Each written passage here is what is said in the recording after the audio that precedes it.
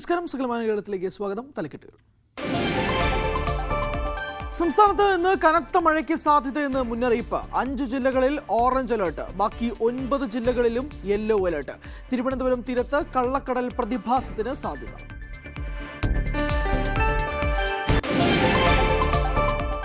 ജലനിരപ്പ് 136 അടിയായാൽ മുല്ലപ്പെരിയാർ സ്പിൽവേ തുറക്കുമെന്ന് തമിഴ്നാട്. നിലവിൽ 135.65 അടി. തമിഴ്നാട് കൊണ്ടുപോകുന്ന വെള്ളത്തിന്റെ അളവ് കൂട്ടി. 3220 ആളുകളെ മാറ്റിപ്പാർപ്പിച്ചു. പകൽ മാത്രമേ സ്പിൽവേ തുറക്കാവൂ എന്ന് തമിഴ്നാടിനോട് അഭ്യർത്ഥിച്ച് ഇടുക്കി കളക്ടർ. തിരുവനന്തപുരം നഗരസഭയിലേക്ക് BJP നടത്തിയ പ്രതിഷേധ മാർച്ചിൽ പോലീസ് ജലപീരങ്കി പ്രയോഗിച്ചു. പ്രതിഷേധം ലാപ്ടോപ്പ് വിതരണത്തിൽ അഴിമതിയെന്നാരോപിച്ചു.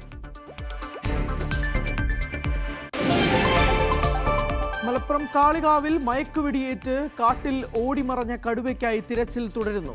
കടുവയ്ക്ക് വെടിയേറ്റത് കഴിഞ്ഞ ദിവസം. വനപാലക സംഘം സർവസജ്ജമായി കാളികാവിൽ. പാലക്കാട് വാളയാറിലും അട്ടപ്പാടിയിലും കാട്ടാന ഭീതി. വാളയാറിൽ നാട്ടുകാരെ ആശങ്കയിലാക്കിയത് PT5. വനത്തിലേക്ക് തുരത്തിയ ആന തിരികെ എത്തി കൃഷി നശിപ്പിച്ചു. അട്ടപ്പാടിയിലും ആനയുണ്ടാക്കിയത് വ്യാപക കൃഷിനാശം. പോക്സോ കേസ് അട്ടിമറിയിൽ പത്തനംതിട്ട SP V വിനോദിനെ സ്ഥലം മാറ്റും. അഡ്വക്കേറ്റ് നൌഷാദ് തോട്ടത്തിൽ പ്രതിയായ പോക്സോ കേസിൽ വൻ അട്ടിമറി നടന്നെന്ന് DIGയുടെ റിപ്പോർട്ട്. SPക്ക് സംഭവിച്ചത് ഗുരുതര വീഴ്ചയെന്നും റിപ്പോർട്ടിൽ.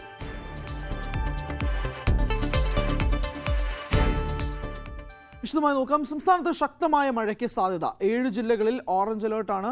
പത്തനംതിട്ട, കോട്ടയം, എറണാകുളം, ഇടുക്കി, തൃശൂർ, മലപ്പുറം, വയനാട് ജില്ലകളിലാണ് ഓറഞ്ച് അലേർട്ട്. 7 ജില്ലകളിൽ യെല്ലോ അലേർട്ടും ഉണ്ട്. മുല്ലപ്പെരിയാർ ഡാമിൽ ജലനിരപ്പ് 135.75 അടിയായി. സെക്കൻഡിൽ 3867 ഘനയടി വെള്ളമാണ് ഒഴുകിയെത്തുന്നത്. സെക്കൻഡിൽ 2117 ഘനയടി വെള്ളം തമിഴ്നാട് കൊണ്ടുപോകുന്നുണ്ട്. ജലനിരപ്പ് 136 അടിയായാൽ ഡാമിന്റെ സ്പിൽവേ ഷട്ടറുകൾ തുറക്കും. തീരത്തുള്ളവർക്ക് ജാഗ്രതാ നിർദ്ദേശം നൽകിയിട്ടുണ്ട്. ഇടുക്കിയിൽ കനത്ത മഴയിൽ സേനാപതി, രാജകുമാരി പഞ്ചായത്തുകളെ ബന്ധിപ്പിക്കുന്ന ഗ്രാമീണ റോഡ് തകർന്നു. 45-ലധികം വീട്ടുകാർ ആശ്രയിക്കുന്ന കുഴക്കോഴിച്ചാൽ ആവണക്കുംചാല് പാലം റോഡാണ് തകർന്നത്. കഴിഞ്ഞ ദിവസം പെയ്ത കനത്ത മഴയിലാണ് ആവണക്കുംചാൽ പാലം റോഡ് തകർന്നത്. പന്നിയാർ പുഴയിലേക്ക് ഇടിഞ്ഞു താഴുന്ന അവസ്ഥയിലാണ് റോഡ്. നിലവിൽ ഇരുചക്ര വാഹനങ്ങൾക്ക് മാത്രമാണ് ഇതുവഴി കടന്നുപോകാൻ സാധിക്കുന്നത്. സ്കൂൾ ബസ്സുകൾക്കോ ആശുപത്രി ആവശ്യങ്ങൾക്കുള്ള വാഹനങ്ങൾക്കോ കടന്നുപോകാനാകാത്ത സാഹചര്യമാണ് നിലവിൽ. ഇത് കഴിഞ്ഞ ദിവസത്തെ മഴയിൽ ഇടിഞ്ഞതാണ്. വാഹനങ്ങളൊന്നും പോകാൻ മേലാത്ത രീതിയിൽ ഗതാഗത യോഗ്യമല്ലാതെ ആയിരിക്കുക വഴി. സ്കൂൾ ബസ്സിനൊക്കെ ആണെങ്കിലും പോകാൻ പറ്റത്തില്ല. ഇരുചക്ര വാഹനങ്ങൾ മാത്രമേ ഇപ്പോൾ ഇതിലേക്ക് പോകാൻ പാടുള്ളൂ. അത്രയും അപകടാവസ്ഥയിലാണ് ഇപ്പോൾ ഈ റോഡിൻ്റെ അവസ്ഥ. 2 വീടിനും ഭീഷണിയാണ് ഇപ്പോൾ ഇതിങ്ങനെ ഇടിഞ്ഞു നിൽക്കുന്നതുകൊണ്ട് തന്നെ. ഓരോ ദിവസത്തെ മഴയിൽ ഒന്നൊന്നായിട്ട് ഇടിഞ്ഞുകൊണ്ടിരിക്കുകയാണ്. റോഡ് ഇടിഞ്ഞതോടെ സമീപവാസികളായ സിബി ഇഞ്ചപ്ലാക്കൽ, ബിജു കൊച്ചുവീട്ടിൽ എന്നിവരുടെ വീടും അപകടാവസ്ഥയിലായി. റോഡ് പോയതോടെ അപ്പുറത്തേക്ക് ഒരു 10-50 വീട്ടുകാരുണ്ട്. വേറെ വഴിയില്ല. അതിൽ കറങ്ങിപ്പോണ്ട അവസ്ഥയാണ് ജനാതി എന്നിട്ട്. പിന്നെ ഇതിലെ എല്ലാ സ്കൂൾ ബസ്സും എല്ലാ സ്കൂളിൻ്റെയും 5-10 സ്കൂളിൻ്റെ വണ്ടി ഓടുന്ന സ്കൂൾ ബസ്സുകൾ ആശ്രയിക്കുന്നതാണ്. ഒന്നും മാർഗമില്ലാത്ത അവസ്ഥയാണ്. അധികാരികൾ വന്നായിരുന്നു, പഞ്ചായത്ത് അധികാരികൾ വന്നായിരുന്നു. അവർ വന്നു കഴിഞ്ഞിട്ടും കണ്ടു ഇപ്പോൾ നിലവിൽ ഫണ്ടില്ല, ഒന്നും ചെയ്യാൻ മാർഗമില്ല എന്ന് പറഞ്ഞിട്ടാണ് അവർ പോയേക്കണേ. 2018 പ്രളയത്തിലും ഇവിടെ റോഡിടിഞ്ഞ് ഗതാഗതം തടസ്സപ്പെട്ടിരുന്നു. ന്യൂസ് 18 ഇടുക്കി. കനത്ത മഴയ്ക്കൊപ്പം ശക്തമായ കാറ്റും വീശുന്നത് ഇടുക്കിയിലെ ഏലം കൃഷിയെ സാരമായി തന്നെ ബാധിച്ചു. ഉടുമ്പൻചോല, ചെമ്മണ്ണാറ്റിൽ ഏക്കർ കണക്കിന് ഏലം കൃഷിയാണ് നശിച്ചത്. കൃഷി വ്യാപകമായി നശിക്കുമ്പോഴും സ്പൈസസ് ബോർഡ് ഇടപെടുന്നില്ലെന്നാണ് കർഷകർ പരാതിപ്പെടുന്നത്. ഇത്തവണ മോൺസൂണിനൊപ്പം അതിശക്തമായ കാറ്റാണ് ഇടുക്കിയിലെ മലയോര മേഖലയിൽ അനുഭവപ്പെടുന്നത്. ശക്തമായ കാറ്റിൽ ഹെക്ടർ കണക്കിന് കൃഷിഭൂമിയിലെ ഏലച്ചെടികൾ നശിച്ചു. മികച്ച രീതിയിൽ വിളവ് ലഭിച്ചിരുന്ന ഏലച്ചെടികൾ നശിച്ചതോടെ കടബാധ്യതയിലേക്ക് കർഷകർ കൂപ്പുകുത്തി. കാലവർഷത്തിൽ വ്യാപകമായ നാശം ഏലം മേഖലയ്ക്കുണ്ടായിട്ടും സ്പൈസ് ബോർഡ് തിരിഞ്ഞു നോക്കിയിട്ടില്ലെന്നും 1 രൂപ പോലും ഏലം കർഷകർക്ക് ധനസഹായമായി ലഭിക്കുന്നില്ലെന്നും കർഷകർ ആരോപിക്കുന്നു. ഇതിന് ഒരു സഹായവും ഒരു ഭാഗത്തുനിന്നും കിട്ടുന്നില്ല. സർക്കാരിൻ്റെ ഭാഗത്തുനിന്നുമില്ല, സ്പൈസസ് ബോർഡിൻ്റെ ഭാഗത്തുനിന്നുമില്ല, ഒരിടത്തുനിന്നുമില്ല. ഇത് പോയത് ഇനി അതൊന്ന് റീസെറ്റ് ചെയ്ത് അല്ലെങ്കിൽ റീപ്ലാന്റ് ചെയ്ത് കൊണ്ടുവരണമെങ്കിൽ ഒത്തിരി പൈസ മുടക്കാവും. അതിനുള്ള പൈസയൊന്നും ഞങ്ങളുടെ കയ്യിലില്ല. അതാണ് ഇപ്പോഴത്തെ അവസ്ഥ. ഏലം മേഖലയെ സഹായിക്കുന്നതിന് അടിയന്തര നിലപാട് സ്വീകരിക്കാൻ കേന്ദ്ര സർക്കാരും സ്പൈസസ് ബോർഡും തയ്യാറാകണമെന്നും ഇല്ലാത്തപക്ഷം ശക്തമായ സമരം ചെയ്യുമെന്നും കോൺഗ്രസ് വ്യക്തമാക്കി.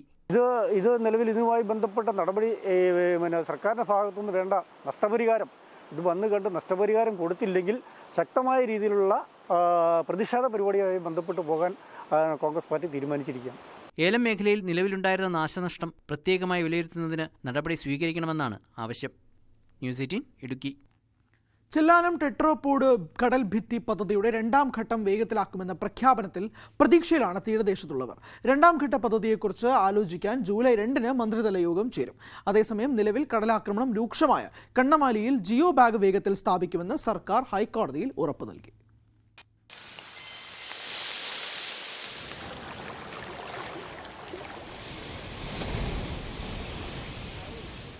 ചെല്ലാനം തീരത്ത് 7.3 കിലോമീറ്റർ ദൈർഘ്യത്തിൽ ടെട്രാപോഡ് കടൽഭിത്തിയുടെ ആദ്യഘട്ട നിർമ്മാണം 2023 പൂർത്തിയാക്കിയിരുന്നു.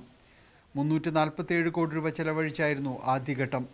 സംസ്ഥാനത്തെ തീരസംരക്ഷണത്തിനായി പ്രഖ്യാപിച്ച പദ്ധതിയുടെ ഭാഗമായി ടെട്രാപോഡ് കടൽഭിത്തിക്ക് പുറമെ ബസാർ, കണ്ണമാലി ഭാഗങ്ങളിൽ പുലിമുട്ടുകളുടെ നിർമ്മാണത്തിനായി 90 കോടി രൂപയുടെയും പ്രവൃത്തി പൂർത്തിയാക്കി.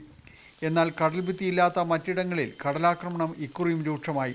ഇതോടെയാണ് നടപടികൾ ഊർജിതമാക്കാൻ സർക്കാർ തീരുമാനിച്ചത്. ചെല്ലാനം തീരം പൂർണ്ണമായും സുരക്ഷിതമാക്കുന്നതിനുള്ള 2ാം ഘട്ട പദ്ധതിക്ക് രൂപം നൽകാനാണ് യോഗം. ജലസേചന വകുപ്പിന്റെ 10 ഹോട്ട്സ്പോട്ടുകളിൽ ഏറ്റവും രൂക്ഷമായ കടലാക്രമണം ചെല്ലാനമാണ്. യോഗത്തിൽ വ്യവസായ മന്ത്രി പി രാജീവ്, ജലവിഭവ വകുപ്പ് മന്ത്രി റോഷി അഗസ്റ്റിൻ, ഫിഷറീസ് വകുപ്പ് മന്ത്രി Saji Cheriyan, KJ Maxi MLA, KIIFB CEO തുടങ്ങി ഉന്നത ഉദ്യോഗസ്ഥരും പങ്കെടുക്കും. അതേസമയം നിലവിൽ കടലാക്രമണം രൂക്ഷമായ കണ്ണമാലിയിൽ ജിയോ ബാഗ് വേഗത്തിൽ സ്ഥാപിക്കുമെന്ന് സർക്കാർ ഹൈക്കോടതിയിൽ ഉറപ്പു നൽകി. കാലാവസ്ഥ പ്രതികൂലമെങ്കിലും കൂടുതൽ ജോലിക്കാരെയും യന്ത്രങ്ങളും ഉപയോഗിച്ച് പണി വേഗത്തിലാക്കുകയാണെന്നും സർക്കാർ അറിയിച്ചിട്ടുണ്ട്. ന്യൂസ് 18 കൊച്ചി. തിരുവനന്തപുരം നഗരസഭയിലെ വിവിധ പദ്ധതികളിൽ അഴിമതി ആരോപിച്ച് BJP നടത്തിയ കോർപ്പറേഷൻ ഓഫീസ് മാർച്ചിൽ സംഘർഷം. ഓഫീസ് വളപ്പിലേക്ക് ചാടിക്കയറാൻ പ്രവർത്തകർ ശ്രമിച്ചു. പോലീസ് ജലപീരങ്കി പ്രയോഗിച്ചു. സമരം BJP സിറ്റി ജില്ലാ കമ്മിറ്റി പ്രസിഡന്റ് കരമന ജയൻ ഉദ്ഘാടനം ചെയ്തു.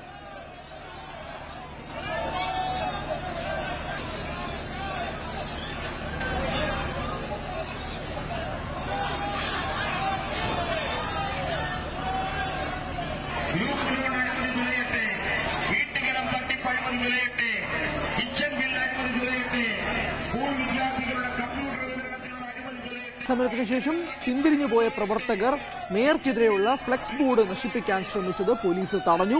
ഇതും പോലീസും പ്രവർത്തകരുമായുള്ള ഏറ്റുമുട്ടലിന് ഇടയാക്കി. തുടർന്ന് BJP കൗൺസിലർമാർ ഓഫീസിലേക്ക് മാർച്ച് നടത്തി.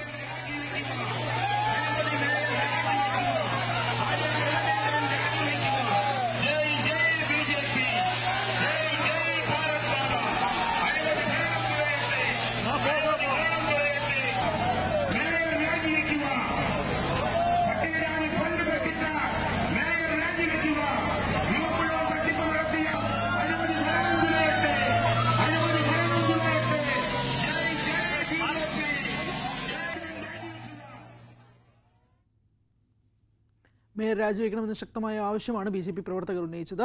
കൊല്ലം നഗരത്തിൽ കഞ്ചാവ് ചെടികൾ പിടികൂടി. ഇരവിപുരം വള്ളക്കടവ് സുനാമി ഫ്ളാറ്റിൽ ശ്യാംലാലിനെയാണ് പിടികൂടിയത്. സ്റ്റെയർ കേസിന്റെ അടിയിലാണ് കഞ്ചാവ് ചെടികൾ വളർത്തിയത്.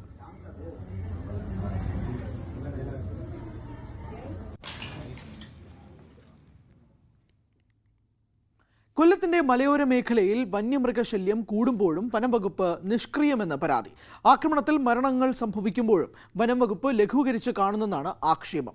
വന്യജീവി ശല്യത്തിൽ പ്രതിഷേധിച്ച് സമരത്തിന് ഒരുങ്ങുകയാണ് KTUC പ്രവർത്തകർ. കാട്ടാനയും കാട്ടുപോത്തും കുരങ്ങും കടുവയുമെല്ലാം ജനങ്ങൾ താമസിക്കുന്നയിടങ്ങളിൽ എത്താൻ തുടങ്ങിയിട്ട് നാളേറെയായി. കുളത്തൂപ്പുഴ പരിധിയിൽ 90 ലക്ഷം രൂപ ചെലവഴിച്ച് നിർമ്മിച്ച സോളാർ വേലികൾ തകർന്നു. ഇതോടെ വന്യജീവികൾ കൂട്ടത്തോടെ എത്തും. ഫെൻസിംഗ് സംരക്ഷിക്കുക, അപകടകരമായ സ്ഥലങ്ങളിൽ ഫെൻസിംഗുകൾ സ്ഥാപിക്കുക തുടങ്ങിയ ആവശ്യമുന്നയിച്ച് KTUC വനംവകുപ്പിന് നിവേദനം നൽകി. കഴിഞ്ഞ ഇടയ്ക്ക് നമ്മുടെ ഒരു വാച്ചറെ തന്നെ ആന ചവിട്ടിക്കുന്ന കേസ്, അത് കഴിഞ്ഞ് പോത്തിന്റെ ആക്രമണം, അനവധി വാഹനങ്ങൾ പോത്തിടിച്ച് തകർത്തു. കടുവായുടെ സാന്നിധ്യം വന്നു. പക്ഷേ കടുവയുടെ ബോഡി മരണപ്പെട്ടതിനെ കിട്ടി. വീണ്ടും കടുവയുടെ സാന്നിധ്യമാണ്. ഇതിനൊക്കെ നമ്മൾ പരിഹാരം കാണാൻ പറയുമ്പോഴെല്ലാം അവർ പറഞ്ഞ് ഓരോ വാഗ്ദാനങ്ങൾ തന്നു വിടുന്നതേ ഉള്ളൂ. അപ്പോൾ അതിനെക്കുറിച്ച് വ്യക്തമായ ചില പരിപാടികൾ ആസൂത്രണം ചെയ്ത് ഞങ്ങൾ ചില നിവേദനങ്ങൾ ഇടുക്കി സാറിൻ്റെ DFO അദ്ദേഹത്തിന് കൊടുത്തിട്ടുണ്ട്.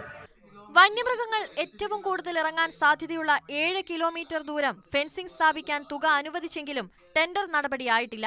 ടൗണിനോട് ചേർന്നുള്ള ഗവൺമെന്റ് ആശുപത്രി, കൃഷി ഓഫീസ്, അംഗനവാടി എന്നിവിടങ്ങളിൽ സ്ഥിരമായി കാട്ടുപോത്തിന്റെയും ആനയുടെയും സാന്നിധ്യമുണ്ട്. പ്രശ്നത്തിൽ അടിയന്തര ഇടപെടൽ ഉണ്ടായില്ലെങ്കിൽ സമരത്തിനൊരുങ്ങുകയാണ് KTUC പ്രവർത്തകർ. ന്യൂസ് 18 പുനലൂർ. ഇടുക്കി പഴയ മൂന്നാറിൽ വീണ്ടും പുലിയുടെ സാന്നിധ്യം. പഴയ മൂന്നാർ KDHP ക്ലബിന് സമീപമാണ് നാട്ടുകാർ പുലിയെ കണ്ടത്. തുടർച്ചയായി പുലിയുടെ സാന്നിധ്യം കണ്ടെത്തിയതോടെ വനംവകുപ്പ് തെരച്ചിൽ ആരംഭിച്ചു. പ്രദേശത്ത് പുലിയുടെ കാൽപ്പാടുകൾ കണ്ടെത്തിയതായി Munnar range officer S. Biju പറഞ്ഞു. ജനങ്ങൾ പരിഭ്രാന്തരാകേണ്ടതില്ലെന്നും പുലിയെ പിടികൂടുന്നതുവരെ മുഴുവൻ സമയവും RRT സംഘത്തിന്റെ നിരീക്ഷണം പ്രദേശത്ത് തുടരുമെന്നും റേഞ്ച് ഓഫീസർ വ്യക്തമാക്കി. പഴയ മൂന്നാറിലും ഇപ്പോൾ പുലിപ്പേടിയാണ്. പഴയ മൂന്നാർ KDHP ക്ലബിന് സമീപം ജനവാസ മേഖലയിലാണ് പുലിയുടെ സാന്നിധ്യം. ഇവിടെ നാട്ടുകാരാണ് പുലിയെ കണ്ടത്. കഴിഞ്ഞ ദിവസവും ഈ പ്രദേശത്ത് പുലിയുടെ സാന്നിധ്യമുണ്ടായിരുന്നു. ഇതോടെ വനം വകുപ്പ് വിശദമായ തിരച്ചിൽ ആരംഭിച്ചു. പെട്ടിമുടി RRT, മൂന്നാർ RRT, മറ്റ് വനം വകുപ്പ് ഉദ്യോഗസ്ഥർ എന്നിവരുടെ നേതൃത്വത്തിലാണ് തിരച്ചിൽ. അതേസമയം പുലിയുടെ കാൽപ്പാടുകൾ പ്രദേശത്ത് കണ്ടെത്തിയെങ്കിലും പുലിയെ കണ്ടെത്താനായിട്ടില്ല. വനം വകുപ്പെത്തി ഫോട്ടോ എടുത്ത് മടങ്ങുന്നതല്ലാതെ പുലിയെ പിടികൂടാൻ നടപടി സ്വീകരിക്കുന്നില്ലെന്നും നാട്ടുകാർ പറയുന്നു. நம்ம பழைய மூணாரில் பார்த்தீங்கன்னா போன மாதமும் புலி வந்துட்டு போயிருந்திருக்கு. புலி வந்துட்டு போயிட்டு நம்ம தலைவர்மார்கள்லாம் கூப்பிட்டு கம்ப்ளைண்ட் பண்ணி ஃபாரஸ்ட்லேருந்து பார்த்துட்டு ஃபோட்டோ எடுத்துகிட்டு போனாங்க. ஃபோட்டோ எடுத்துகிட்டு போயிட்டு இது வரைக்கும் நடவடிக்கை எதுவும் எடுக்கலை. இங்கே பார்த்தீங்கன்னா நிறைய படிக்கிற பிள்ளைங்க, சிறு குழந்தைகள் இருக்காங்க, இப்போ முதியவர்கள் இருக்காங்க, நிறைய ராத்திரியில் நைட்டு ஷிஃப்ட் வேலைக்கு போயிட்டு வரவங்க இருக்காங்க, கடைகளில் வேலை செய்து வரவங்க, லேட் நைட்டில் வரவங்க இருக்காங்க, ஊர்களுக்கு போயிட்டு வரவங்க, லேட்டாக வரவங்க இருக்காங்க. இப்படிப்பட்ட சூழ்நிலையில் மிகுந்த ஒரு കൊല നടുക്കത്തിൽ ഇരിക്കக்கூடிய സൂழ்நிலை ഇങ്ങ ഉള്ള മക്കൾ കാണപ്പെടുകയാണ്. രാത്രികാലത്ത് ജോലിക്ക് പോകുന്നവരും പഴയ മൂന്നാറിലുണ്ട്. വലിയ ഭീതിയോടെയാണ് കഴിഞ്ഞുകൂടുന്നതെന്നും തോട്ടം തൊഴിലാളികൾ പറയുന്നു. ആശങ്കപ്പെടേണ്ട സാഹചര്യമില്ലെന്നും രാത്രികാലത്തും നിരീക്ഷണം തുടരുമെന്നും Munnar range officer S. Biju പറഞ്ഞു. പെട്ടിമുടി RRTയും മൂന്നാർ RRTയും പെട്ടിമുടി സ്റ്റേഷനും സംയുക്തമായിട്ട് അവിടെ ഒരു തിരച്ചിൽ നടത്തി. അപ്പോൾ ഈ തിരച്ചിലിൽ പുലിയുടെ നിന്ന് തോന്നുന്ന കാൽപ്പാടുകൾ അവിടെ കണ്ടിട്ടുണ്ട്. അപ്പം ഇനി തുടർ നടപടികളുടെ ഭാഗമായിട്ട് ഇന്ന് മുതൽ എല്ലാ ദിവസവും രാത്രിയിലെ പൂർണ്ണമായിട്ടും RRT സംഘം സ്ഥലത്ത് ക്യാമ്പ് ചെയ്യുന്നുണ്ടാവും. അവരുടെ പെട്രോളിങ് ഉണ്ടാവും. അപ്പോൾ ജനങ്ങൾ പരിഭ്രാന്തരാവേണ്ട ഒരു സാഹചര്യം നിലവിലില്ല. നമ്മളുടെ എല്ലാവിധ സന്നാഹങ്ങളും അവിടെ ക്രമീകരിച്ചിട്ടുണ്ട്. കുട്ടികളടക്കമുള്ള പ്രദേശത്ത് പുലിയുടെ സാന്നിധ്യമുണ്ടായതോടെ വലിയ ഭീതിയിലാണ് തൊഴിലാളി കുടുംബങ്ങൾ. പുലിയെ കൂടുവെച്ച് പിടിക്കുന്നതിന് വേണ്ട അടിയന്തര നടപടി സ്വീകരിക്കണമെന്നാണ് നാട്ടുകാരുടെ ആവശ്യം. ന്യൂസ് 18 മൂന്നാർ. മലപ്പുറം പെരിന്തൽമണ്ണ മണ്ണാർമലയിൽ വീണ്ടും പുലി ഇറങ്ങി. നാട്ടുകാർ സ്ഥാപിച്ച ക്യാമറയിലാണ് പുലിയുടെ ദൃശ്യം പതിഞ്ഞത്. മാസങ്ങളായി ഇവിടെ പുലി സാന്നിധ്യമുണ്ട്. വനം വകുപ്പ് കാര്യക്ഷമമായ നടപടി സ്വീകരിക്കുന്നില്ലെന്ന് പ്രദേശവാസികൾ ആരോപിച്ചു. പുലിയുടെ ദൃശ്യങ്ങൾ പുറത്തുവന്നു.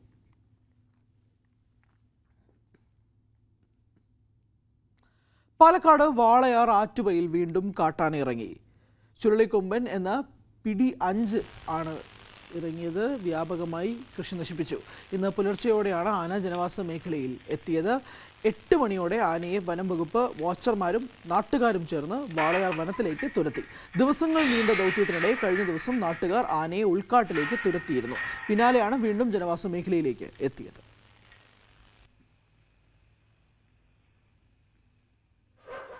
കൊല്ലം തെന്മലയിൽ കാട്ടാന ഭീതി. ചെറുകടവിലാണ് കാട്ടാന നാശം വിതയ്ക്കുന്നത്.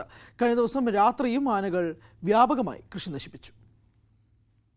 കാട്ടാനകളെ പേടിച്ച് ഉറക്കമില്ലാതെ കഴിയുകയാണ് തെന്മല ചെറുകടവ് നിവാസികൾ. രാപ്പകൽ വ്യത്യാസമില്ലാതെ ഇവിടെ ആനകളെത്തും.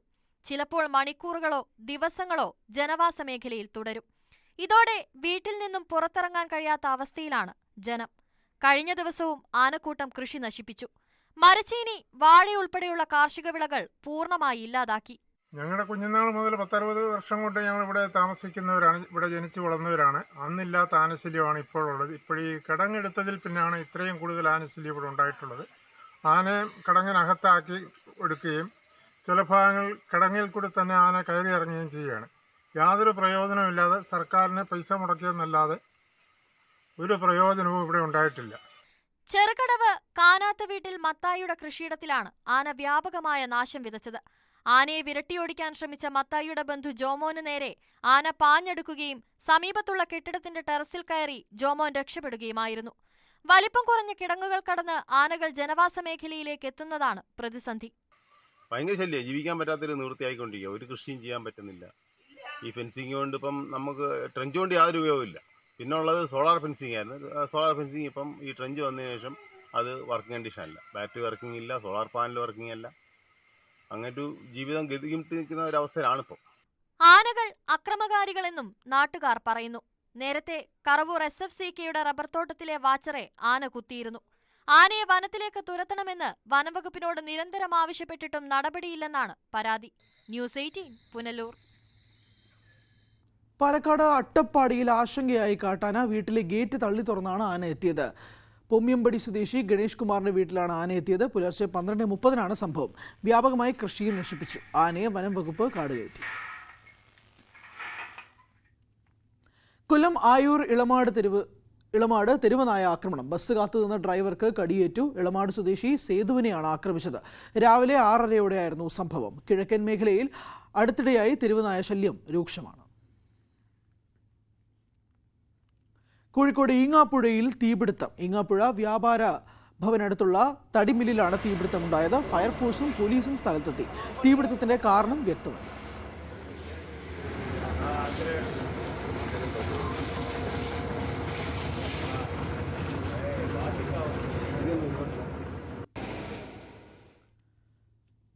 തിരുവല്ല നിരണത്ത് കിണറ്റിലെ വെള്ളത്തിന് രൂക്ഷഗന്ധമെന്ന് പരാതി.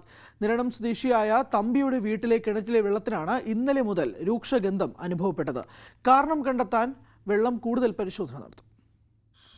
കഴിഞ്ഞ ദിവസം വൈകിട്ടാണ് നിരണം സ്വദേശിയായ തമ്പിയുടെ വീട്ടിലെ കിണറ്റിലെ വെള്ളത്തിന് രൂക്ഷഗന്ധം അനുഭവപ്പെട്ടു തുടങ്ങിയത്. വിവരം പഞ്ചായത്ത് അധികൃതരെയും ആരോഗ്യവകുപ്പിനെയും വീട്ടുകാർ അറിയിച്ചു. തുടർന്ന് കിണറ്റിലും സമീപ പ്രദേശങ്ങളിലും പരിശോധന നടത്തിയെങ്കിലും ഒന്നും കണ്ടെത്താനായില്ല. വീട്ടിലെ കിണറിൽ വെച്ചിരിക്കുന്ന മോട്ടർ അടിച്ചപ്പോൾ അതായത് വിഷദ്രാവകത്തിൻ്റെ ഒരു സ്മെല്ല് വന്നു. അപ്പോഴത്തേക്ക് എൻ്റെ ഭാര്യ ഓടി വന്ന് എൻ്റെ ഈ വെള്ളത്തിൻ്റെ മണം ഇങ്ങനെ വന്നതെന്ന് പരിശോധിക്കാൻ പറഞ്ഞു. അപ്പം ഞാൻ ഇറങ്ങി കിണറ്റിൽ ചെന്ന് നോക്കിയ സമയത്ത് വിഷദ്രാവകത്തിൻ്റെ മണമുണ്ട്. അപ്പോൾ ഞങ്ങൾ പരിസരത്തൊക്കെ നോക്കിയപ്പോഴത്തേക്ക് അതിൻ്റെ യാതൊന്നും അറിയാനില്ല. മറ്റാരെങ്കിലും മനഃപൂർവ്വം ചെയ്തതാണെന്ന് അറിയാൻ വേണ്ടി പരിസരത്ത് നോക്കിയിട്ട് ഒന്നും അറിഞ്ഞില്ല. അപ്പോൾ പിന്നെ പെട്ടെന്ന് ഞങ്ങൾ പഞ്ചായത്തിൽ ഹെൽത്തിൽ ഒക്കെ ഞങ്ങൾ അറിയിച്ചു. സമീപത്തെ വീടുകളിലെ കിണറുകളിലെ വെള്ളത്തിന് രൂക്ഷഗന്ധമില്ല. വെള്ളത്തിന്റെ ദുർഗന്ധം കാരണം ഉപയോഗിക്കാൻ കഴിയാത്ത അവസ്ഥയിലാണ്. ജലവിതരണ വകുപ്പിന്റെ കണക്ഷൻ ഉണ്ടെങ്കിലും പലപ്പോഴും വെള്ളം ലഭിക്കാറില്ല. കിണറ്റിലെ വെള്ളം ഉപയോഗശൂന്യമായതോടെ വീട്ടിൽ ആവശ്യങ്ങൾക്ക് കുടിവെള്ളം ഇല്ലാത്ത അവസ്ഥയായി. ഇന്നലെ രാത്രി ഒരു 9 മണി 10 മണി വരെ ഞങ്ങൾ ഈ കിണറിന്റെ ചുറ്റിനുമായിരുന്നു. ഓരോ മണിക്കൂർ കൂടുന്തോറും സ്മെല്ല് കൂടിക്കൊണ്ടേയിരിക്കുക. അതായത് കാറ്റടിച്ച് പോകുമ്പോൾ നിശബ്ദമായിട്ട് കാറ്റില്ലാത്ത അന്തരീക്ഷത്തിൽ നല്ല സ്മെല്ല്. സിറ്റ് ഔട്ടിലോട്ട് പോലും ഇരിക്കത്തക്ക രീതിയിൽ സ്മെല്ലായിരുന്നു. രാത്രി പിന്നെ ഭക്ഷണം കഴിച്ച് ഞങ്ങൾ കിടക്കാൻ നേരം മുറി കിടക്കാൻ പറ്റത്തില്ല. ഫാൻ ഇടുമ്പോഴത്തേക്ക് സ്മെല്ല് വലിച്ചകത്തോട്ട് കയറുക. കിണറിലെ വെള്ളത്തിന്റെ സാമ്പിൾ ശേഖരിച്ച് വിദഗ്ധ പരിശോധനയ്ക്കായി അയക്കാനാണ് ആരോഗ്യവകുപ്പിന്റെ തീരുമാനം. ന്യൂസ് 18 പത്തനംതിട്ട. ദേശീയപാത 66-ലെ അപകടങ്ങൾ ഏറെയും നല്ല ഡ്രൈവിംഗ് സംസ്കാരം ഇല്ലാത്തത് കാരണമെന്ന് മോട്ടോർ വാഹന വകുപ്പ്. സർവീസ് റോഡ് ഒഴിവാക്കി പായുന്ന ബസ്സുകളും അപകടങ്ങൾ ഉണ്ടാക്കുന്നുണ്ട്.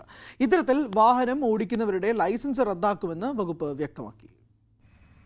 പുതിയ ദേശീയപാത 66ന്റെ നിർമ്മാണം ഏറെക്കുറെ പൂർത്തിയാക്കി വാഹനങ്ങൾ ഓടിത്തുടങ്ങിയിട്ട് നാളുകളായി. ഇതിനിടെ നിരവധി അപകടങ്ങളാണ് പുതിയ പാതയിലുണ്ടായത്. മരണനിരക്ക് കുറവാണെങ്കിലും പരിക്കും വാഹനങ്ങളുടെ തകർച്ചയും ധാരാളമുണ്ടാകുന്നുണ്ട്. ഈ സാഹചര്യത്തിലാണ് 6 പാതയിലെ അപകടങ്ങളെക്കുറിച്ച് പരിശോധിക്കാൻ motor vehicle inspector MK Pramod ശങ്കറിന്റെ നേതൃത്വത്തിലുള്ള സംഘം റോഡുകളിൽ ഇറങ്ങിയത്. പ്രധാനമായും അപകടങ്ങൾ വർദ്ധിക്കാനുള്ള കാരണം ഹൈവേയിൽ എങ്ങനെ വാഹനം ഓടിക്കണം എന്നറിയാത്തവരാണെന്ന് MVI പ്രമോദ് ശങ്കർ പറയുന്നു. ഹൈവേയിൽ ദേശീയപാത അതോറിറ്റി നിശ്ചയിച്ചിട്ടുള്ള എൻട്രി എക്സിറ്റ് നിയമങ്ങൾ പാലിക്കാതെയും വേഗ നിയന്ത്രണ മുന്നറിയിപ്പ് പാലിക്കാതെയും വാഹനമോടിക്കുന്നതാണ് അപകടങ്ങൾ വർദ്ധിക്കാൻ കാരണം. സർവീസ് റോഡ് ഒഴിവാക്കി 6 പാതയിലൂടെ കുതിക്കുന്ന ബസ് ഡ്രൈവർമാരും യാത്രക്കാരെ അപകടത്തിലാക്കുന്നു. ഇത്തരം എൻട്രികളിലും എക്സിറ്റുകളിലും ബസ് നിർത്തി ആളുകളെ കയറ്റുകയും ഇറക്കുകയും ചെയ്യുന്നത് വലിയ അപകടത്തിന് ഇടയാക്കുന്നു. ബൈക്കുകൾ സ്ലോ സ്പീഡ് വാഹനമാണെന്നതും വലിയ വാഹനങ്ങൾ സ്പീഡിൽ പോകുമ്പോഴുണ്ടാകുന്ന വായുമർദ്ദത്തിൽ തെന്നിപ്പോകാൻ സാധ്യതയുള്ളതും കണക്കിലെടുത്താണ് ഇരുചക്ര വാഹനങ്ങൾക്ക് വിലക്കേർപ്പെടുത്തിയതെന്നും മോട്ടോർ വാഹന വകുപ്പ് അറിയിച്ചു. ന്യൂസ് 18 തിരൂർ. പഠനം ക്രിയാത്മകമാക്കാൻ കാസർഗോഡ് പിലിക്കോട് ഗവൺമെന്റ് UP സ്കൂളിൽ ക്രിയേറ്റീവ് കോർണർ ഒരുങ്ങി. പഠനത്തോടൊപ്പം നൈപുണ്യ വികസനം കൂടി ലക്ഷ്യമിട്ടാണ് വിദ്യാലയങ്ങളിൽ ക്രിയേറ്റീവ് കോർണറുകൾ സജ്ജീകരിക്കുന്നത്.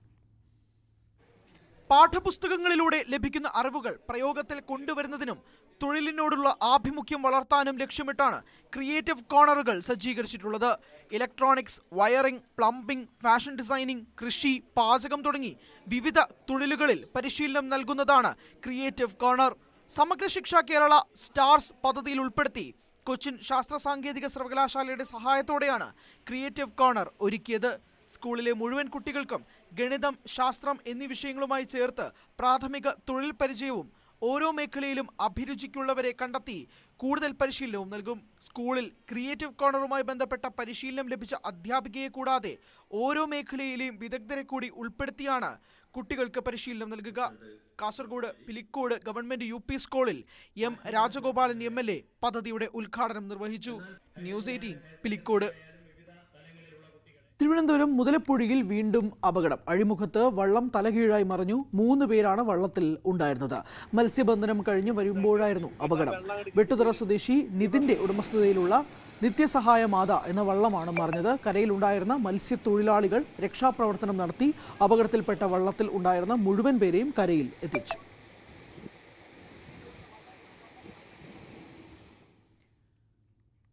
സ്കൂളുകൾ കേന്ദ്രീകരിച്ച് വർദ്ധിച്ചു വരുന്ന ലഹരി വിൽപ്പന തടയാൻ കോലുമിഠായി പദ്ധതി. എറണാകുളം ജില്ലാ പഞ്ചായത്തിന്റെ നേതൃത്വത്തിൽ കുടുംബശ്രീ മിഷനുമായി ചേർന്നാണ് പദ്ധതി നടപ്പിലാക്കുന്നത്. പദ്ധതിയുടെ ജില്ലാതല ഉദ്ഘാടനം Thrikkakara government vocational higher secondary സ്കൂളിൽ നടന്നു.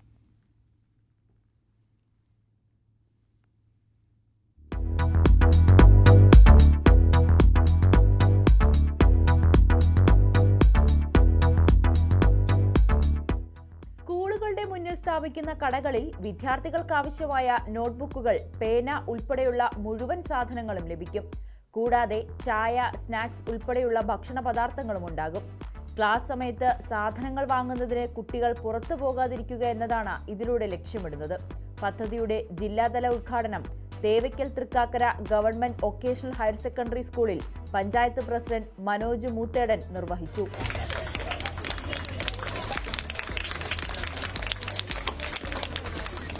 നമ്മളൊരു അമ്മമാരുടെ സംരക്ഷണ കവചമായിട്ടാണ് നമ്മൾ ഈ കോലുമിഠായി എന്നൊരു സങ്കല്പം നമ്മൾ ആരംഭിക്കുന്നത്. നമുക്ക് ഇവിടെ നല്ല പ്രതികരണം. നമ്മളിപ്പോൾ കഴിഞ്ഞ 2 ദിവസം മുമ്പ് ഇതൊന്ന് ട്രയൽ റൺ പോലെ തുടങ്ങിയപ്പോൾ നല്ല ഇവിടെ കച്ചവടം ഉണ്ടെന്ന് മാത്രമല്ല, കുട്ടികളെല്ലാം ആരും പുറത്തു പോകാതെ മുഴുവൻ കുട്ടികൾ ഇവിടെ വന്ന് സാധനങ്ങൾ വാങ്ങുന്നു. അവരുടെ ഇപ്പോൾ നോട്ട്ബുക്കുകളും അവർക്ക് പേപ്പറും പേനയും ഉൾപ്പെടെ എല്ലാ സാധനങ്ങളും ഇവിടെ തന്നെ വാങ്ങുന്നുണ്ട്. സ്കൂൾ കിയോസ്കുകളുടെ നടത്തിപ്പ് ചുമതല കുടുംബശ്രീ അംഗങ്ങൾക്കാണ്. ആദ്യഘട്ടമായി ജില്ലാ പഞ്ചായത്തിന്റെ കീഴിലുള്ള 5 സ്കൂളുകളിലാണ് പദ്ധതി നടപ്പാക്കുക. വിദ്യാർത്ഥികൾക്ക് ലഹരിക്കെതിരായ ബോധവൽക്കരണ ക്ലാസുകൾ കൃത്യമായി നൽകുന്നുണ്ടെന്ന് സ്കൂൾ ഹെഡ്മാസ്റ്റർ മനോജ് പറഞ്ഞു. ഇടയ്ക്കിടയ്ക്ക് നമ്മൾ ഇങ്ങനെ ക്ലാസ്സുകൾ കൊടുക്കാറുണ്ട്. പിന്നെ നമ്മൾ കുട്ടികളെ ശ്രദ്ധിക്കുന്നുണ്ട്. ക്ലാസ് ടീച്ചേഴ്സ് തന്നെ നല്ല രീതിയിൽ ശ്രദ്ധിക്കുന്നുണ്ട്. അവർ ഏതൊക്കെ രീതിയിലാണ് വരുന്നത്, എങ്ങനെയാണ്. കുട്ടികൾ ആബ്സെൻ്റ് ആയാൽ തന്നെ അവർ രക്ഷാകർത്താവിനെ വിളിച്ച് ചോദിച്ച് കാര്യങ്ങളൊക്കെ മനസ്സിലാക്കുന്നുണ്ട്. ഈ രീതിയിലുള്ള എല്ലാ കാര്യങ്ങളും നമ്മൾ സ്കൂളിൽ ചെയ്യുന്നുണ്ട്. സംസ്ഥാനത്ത് ആദ്യമായാണ് സ്കൂളുകളിൽ ഇത്തരത്തിലുള്ള പദ്ധതി നടപ്പാക്കുന്നത്. ന്യൂസ് 18 കൊച്ചി. സ്വർണം വെള്ളി നിരക്കുകൾ നോക്കാം. കവിത ഗോൾഡ് ആൻഡ് ഡയമണ്ട്സ് ഇന്നത്തെ സ്വർണം വെള്ളി നിരക്കുകൾ നിങ്ങൾക്കായി സമർപ്പിക്കുന്നത്